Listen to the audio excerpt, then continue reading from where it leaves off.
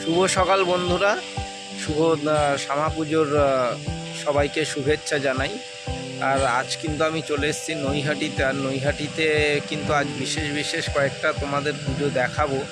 আর সেই পুজোগুলো অবশ্যই তোমরা দেখবে, ভিডিওটা দেখে কেমন লাগলো অবশ্যই কিন্তু জানাতে ভুলো না। তো চলো শুরু হোক পুজো পরিক্রমা। আর এখন কিন্তু চলে এসেছি নৈহাটির সবচাইতে বিখ্যাত প্রতিমা বড়মা তো তোমরা সবাই তো জানো। আর এখানে দেখো বড়মার প্যান্ডেল হচ্ছে অলরেডি, কিন্তু বড়মার মূর্তি তৈরির কাজ শুরু হবে আর 1-2 দিনের মধ্যেই। লক্ষ্মী পুজোর দিন কিন্তু এর কাঠামো পুজো হয়, তো সেটা তো তোমরা জানোই। তো চলো পরবর্তী। কিন্তু এখন আছি দেখো নৈহাটি রেল ইউনিয়ন হকার্স কর্নারের পুজোতে।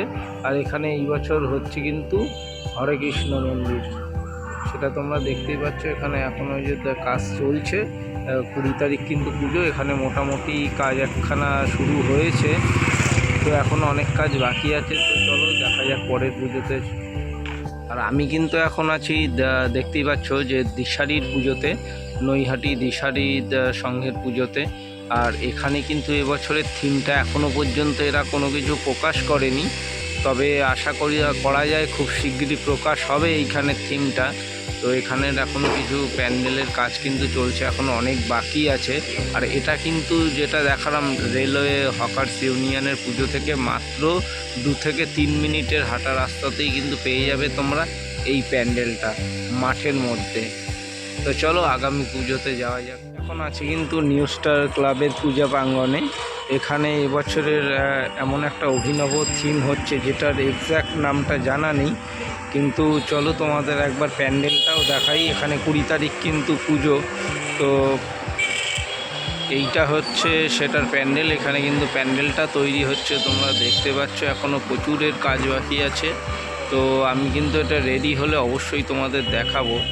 তো তোমরা যে দেখে বলবে যে কার পুজো কিন্তু নৈহাটিতে সেরা পুজো হচ্ছে। আমি কিন্তু এখন আছি অভিযাত্রী ক্লাবের পুজো প্রাঙ্গণে, যেখানে এবছরের ভাবনা কিন্তু রাজস্থানের হাওয়াই মহল। আর এটা কিন্তু এখনও পর্যন্ত কিন্তু শুরু হয়নি প্যান্ডেলের কাজ।